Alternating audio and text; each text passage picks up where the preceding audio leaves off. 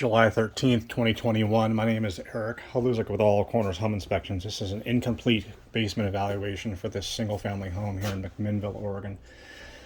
The reason we're calling this an incomplete evaluation is because of the excessive amounts of personal possessions present in this basement. We're not able to perform a holistic evaluation for this space. We'll start at the right front corner of this structure. So to set our orientation, the front door would be probably somewhere right here. This is more or less north.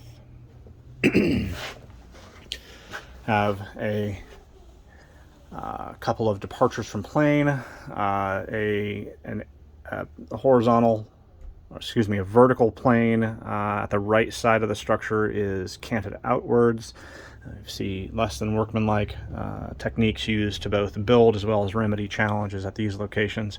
At a distance, we're able to make note of minor rot at this location. We're going to work our way around this basement space, paying attention to the exterior wall here first. This girder here appears to have fairly substantial amounts of wood destroying insect activity, making note of what appears to be a termite tube there at that length of girder, and then this girder also appears to have substantial sag to it. These floor joists have been notched.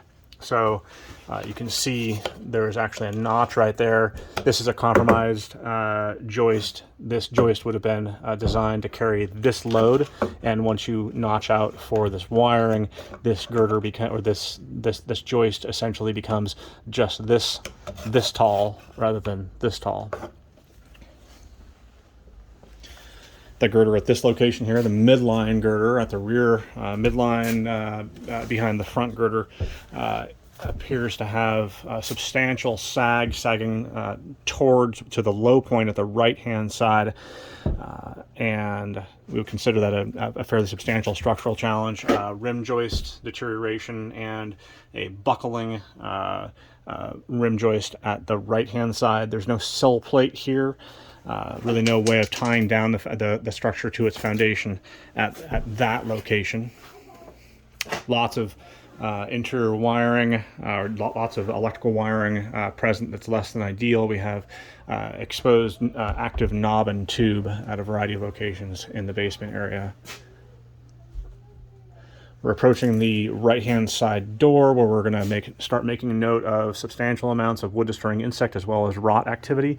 Continuing above the door, above the hot water heater, and continuing on to the area where we have this area of waste plumbing, and then returning to about this point here.